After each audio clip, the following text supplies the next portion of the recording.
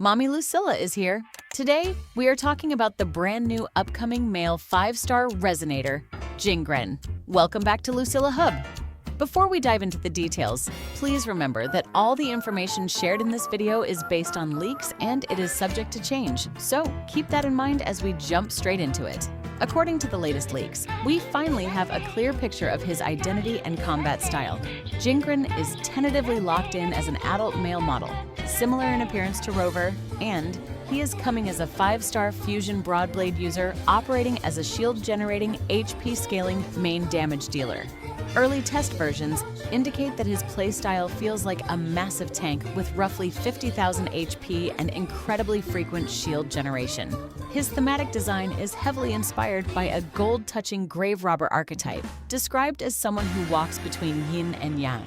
This dark, mysterious theme translates perfectly into his leaked ability keywords. Jingran features Yin-Yang dual forms, and his core combat loop involves frequently dashing back and forth across the battlefield before striking with devastating enhanced heavy attacks. To top it all off, his ultimate ability summons a massive, imposing ghost gate, accompanied by background music that reportedly resembles the epic style of Jia Kong's ultimate theme. His mechanics are actually very surprising and pretty interesting. He is designed to scale off max HP and heavy attack damage alongside those constant shields. I know what you're thinking. This sounds exactly like Augusta, and you are right. The only key difference is that while Augusta scales off attack, Jingran scales off HP.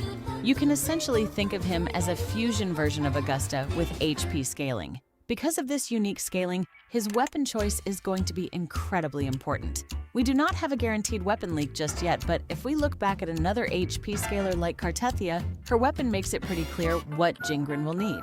His signature weapon should provide massive HP, along with either heavy attack defense ignore or heavy attack amplification. Now, a lot of players might think, hey, I already have Augusta or Jian's weapon, let me just use those. But trust me, even though it sounds like a good idea on paper, those weapons have a high base attack and offer crit main stats. Since Jingran is strictly an HP scaling character, those options are highly inefficient. Jingran is going to be incredibly reliant on his signature weapon, and without it, his damage output will likely be very low. Because of this, free-to-play players are highly advised to save their pulls for his signature Broadblade. Moving on to his Echo choices, version 3.5 is dropping a brand new Echo set called Lantern of Night Scroll on the Underworld Path. The 2-piece set gives a 10% HP increase. The 5-piece set is where things get really strong. When the character obtains a shield, their own crit rate is increased by 5%, stacking up to 4 times, lasting for 5 seconds, and it can be triggered once every 0.5 seconds. At maximum stacks, the character's fusion damage is increased by 15%. This is an incredibly powerful Echo set, and it is clearly his tailor-made signature choice. Since he scales off HP, it is recommended to run a 4-4-1-1-1 Echo configuration. You will want to use crit stats on your 4-cost Echoes and HP on your 1-cost Echoes. Because of this, you should start farming Echo XP and saving your Echo supply boxes right now. Getting a perfect 1-cost Echo can be very difficult from tacit fields alone. As a quick side tip, you can try avoiding interacting with 3-cost Echoes in the overworld. By leaving them locked, you might restrict your tacit field rewards to drop only 1-cost Echoes instead of 3 costs. We are not entirely sure if this trick will work perfectly, but there is no harm in giving it a shot to maximize your farm. Now, let us talk about team compositions. Since his kit is so similar to Augusta, you can probably guess who his best-in-slot teammate is going to be. Yes, it is Iuno. She is going to be an incredible teammate for him, providing a massive 50% heavy attack damage amplification. On top of that, when an on-field damage dealer creates a shield, the active character gains an additional 40% damage amplification, which Jingran appreciates massively. For your 3rd slot, you can run your good old reliable Shorekeeper for her crit buffs and 15% damage amplification. However, because Jingran scales off HP, running the Rejuvenating Glow Echo set on Shorekeeper is not strictly recommended, since it provides an attack buff. It is ultimately your choice, but you could keep it so Iuno can deal a little bit of personal damage, or you can switch Shorekeeper to a two-piece Spectro damage bonus set to boost her own personal output. If you do not have Iuno, you can try alternative setups, though they will not perform at that same elite level. A decent backup team would utilize Lupa along with an S1 Morny.